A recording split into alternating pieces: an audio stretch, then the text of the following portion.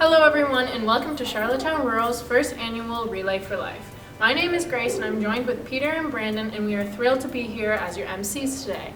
We are all here because cancer has touched our lives in many different ways. I relay for my grandfather.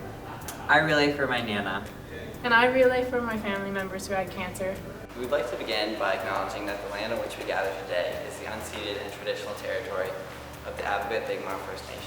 At Charlottetown Rural, we believe life is bigger than cancer. Far too many of us here today understand the awful impact cancer has on our lives. Whether it is through a diagnosis or a death of a parent, a grandparent, a sibling, friend, or even a teacher. We're all here because cancer has directly touched our lives. Relay for Life offers us a chance to create hope for those living with the disease. With 1 in 2 Canadians diagnosed with cancer in their lifetime, your contribution has never been more important. By participating in collecting donations for Relay for Life in support of the Canadian Cancer Society, or CCS for short, we are leading the charge by helping fund game-changing research on all cancers, advocating to make healthier living easier, and supporting Canadians affected by the disease. Relay for Life is a global movement to end cancer which is active in 29 countries and 6,000 communities worldwide. Through Relay, we are also uniting with tens of thousands of students and communities and campuses in the fundraising movement in support of CCS so that those we love don't have to face cancer alone. Fundraising enables change, and by being here today and collecting donations, you are all taking part in advancing the cancer cause through your actions.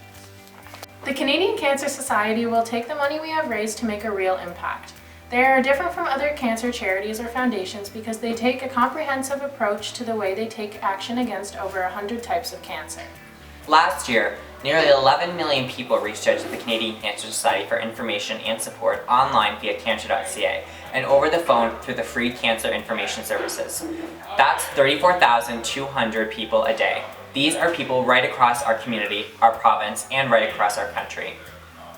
On any given day, Canadian Cancer Society funds 300 of the brightest minds in Canada doing the most promising research to save lives. To take research discoveries out of the lab and to people living with cancer, the Canadian Cancer Society supports clinical trials at more than 80 hospitals and cancer treatment centers across the country. Your donations are making a difference. With your help, we are making cancer a manageable disease and are continuing to increase survival rates. The survivors who have joined us here today are living proof of the progress we are making. At Relay, we celebrate survivorship and also recognize the profound loss that cancer has had in all of our lives. Next up, we will touch on one of our more well-known aspects of Relay for Life, the Luminary Ceremony. As you will see, our gym is being lined with white bags or luminaries. Each light represents a life taken by cancer, a survivor of cancer, or support for a person living with the disease. Each light represents a life taken by cancer, a survivor of cancer, or support for a person living with the disease. Later this evening, these bags will be illuminated and act as our guiding light as we walk the gym. Did you know the overall cancer survival rate in Canada has increased from about 25% in the 1940s to at least 60% today? Survival for childhood, breast, and prostate cancers are higher at 83%, 87%, and 95%, respectively. It is our honor to welcome Jessica Perry to share a bit of her story. Jessica graduated from the Royal last year and is currently attending UPEI. When I was little, my favorite number was 24. It was my best friend's favorite number as well. If I had to guess a number between 1 and 100, I chose 24. I would always try to get the soccer jersey that was number 24. It was my favorite number for a long time, until January 24th, 2018, when I sat in the doctor's office with my parents and heard the words, "You have cancer." For a couple of months, I experienced symptoms like itchiness, fever, and coughing, and suddenly I had a large lump growing in my neck.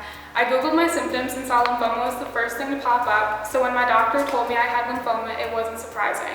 But I was still in shock. I didn't cry, I heard what he said, and I knew what it meant, but I felt numb and almost like I was dreaming. Telling my family and friends was hard. Sitting people down and telling them horrible news when they least expected is so difficult. My siblings were young and didn't quite understand what it all meant. My family and I were given resources from the Canadian Cancer Society, like books and pamphlets about Hodgkin's lymphoma, and it helped me prepare myself and my family for what I was about to go through. I spent the next 5 months getting tests done, doing chemotherapy treatments, staying in the hospital, and going to counseling. I quickly started losing my hair, and suddenly I was a bald girl at school. I remember sitting on the couch brushing my hair, and it became coming out in massive clumps. I sat in my mom's arms, crying hysterically because I now looked like the cancer kid. I've never felt so alone in all my life. I had so many people around me and supporting me, but this was my cancer in my body and no one could fight it for me besides myself. There were days where I felt good and I came to school and hung out with my friends, but there were also days where I would sit up throughout the night crying from being in pain. Halfway through my chemotherapy treatments, I had a reaction to the chemo drugs and my blood pressure dropped to critically low levels. I ended up in the intensive care unit. I've never seen fear like that on my mother's face. My dad held my hand and told me everything was going to be okay. I just wanted it to all be over. After a few days of taking medications, my reaction stopped and I switched my treatments to different drugs. During treatments, I missed a lot of school and I had to work hard to catch up, but I had a lot of help from my teachers and peers. I finished chemotherapy treatments in May of 2018, so I'm recently 3 years cancer-free, but I still have lasting effects mentally and physically from cancer. It's something that will always be a part of me. I ended up finishing my grade 10 year with honors after missing almost half the semester, and I will be starting the nursing program at UPEI in the fall. It's amazing to see where I started here at the Rural and where I am now. When I was asked to do the survivor speech, I couldn't say no. Charlottetown Rural was a massive support to me while I was sick, and all the teachers and staff were incredible. I'm so grateful that I went to this school during that time in my life. So why talk about my cancer experience, and why participate in the relay, and why donate? Because it's always someone, and when it's not someone else, it's you. It's a grandmother who doesn't get to meet her new grandchild. It's a dad who doesn't get to watch his daughter graduate. It's a baby whose parents don't get to watch them grow up, because 1 and 2 is too many. I would not wish cancer upon anyone or anyone's family. It's terrifying and lonely, and there are so many unknowns about the future. And you have no idea what it's like until you have it yourself. I'd like to thank the Charlottetown Rural Student Council and Leadership class for putting this event together and for hosting. Thank you to everyone who's participating in the relay and to everyone who's donated. Charities like the Canadian Cancer Society use their funds for research and for helping families dealing with cancer. The impact is so much bigger than just me and you. The money you raise will help so many people you haven't even met yet.